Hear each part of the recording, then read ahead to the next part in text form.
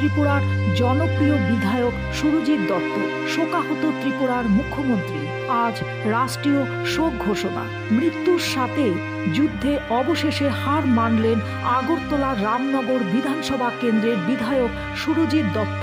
রাত আনুমানিক 11:25 কলকাতার একটি বেসরকারি হাসপাতালে তিনি শেষ নিঃশ্বাস ত্যাগ করেছেন। ওনার মৃত্যুর সংবাদে রাজনৈতিক মহলে শোকের ছায়া নেমে এসেছে। 7 বারের বিধায়ক সুরজিৎ দত্তর জীবনে মাত্র 2 বার পরাজিত হয়েছিলেন। প্রথমবার তিনি সিপিআইএমের দলের প্রার্থী রতন দাসের কাছে 2013 সালে প্রথম দফার গণনা শেষ মাত্র 64টা ভোটে পরাজিত হয়ে গণনা কেন্দ্র ছেড়ে বেরিয়ে এসেছিলেন।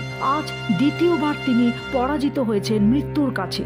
এছাড়া সুরজিৎ দত্তকে কোনোদিন কেউ হারাতে পারেনি। ত্রিপুরা আগরতলা রামনগর বিধানসভা কেন্দ্র থেকে 1988, 1993, 1998, 2003, 2008, 2018 এবং 2023 সালে তিনি 7 বার জয়ী হয়েছিলেন। আগরতলার রামনগর বিধানসভা কেন্দ্রের বিধায়ক সুরজিৎ দত্ত বেকারদের কাছে ভগবান ছিলেন। 1988 সালে কংগ্রেস জোট সরকারের মন্ত্রী থাকাকালীন সময়ে তিনি রেকর্ড সংখ্যক চাকরি দিয়েছিলেন, বেকারদের মুখে হাসি ফুটিয়েছিলেন।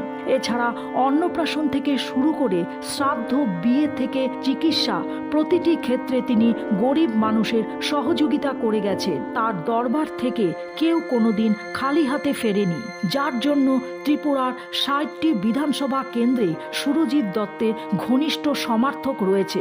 বিধায়ক সুরজিৎ দত্ত প্রয়াণে গভীর শোক ব্যক্ত করেছেন ত্রিপুরার মুখ্যমন্ত্রী ডক্টর মানিক সাহা। বৃহস্পতিবার একদিনের জন্য রাষ্ট্রীয় শোক ঘোষণা দেন ত্রিপুরার মুখ্যমন্ত্রী ডক্টর মানিক সাহা।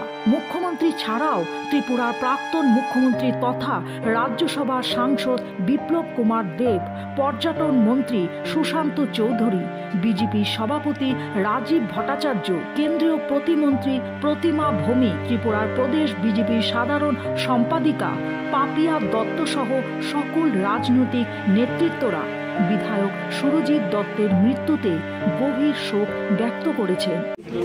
আজ হঠাৎ করে খবরটা কলকাতা থেকে আসবে যে সকলের ষোলোদা আর নেই, এটা ভাবা যাচ্ছে না। দেখুন, উনি শুধুমাত্র জননেতা ওনাকে বলবো না, জননেতা, জনদরদি, মানে কোনো বিশেষণ দিয়ে দত্ত নামটিকে মানে বেশি করা যায় না। ত্রিপুরা থেকে বিক্রম কর্মকারের report, U Bangla. U Bangla TV, হৃদয় ছুঁয়ে যায়।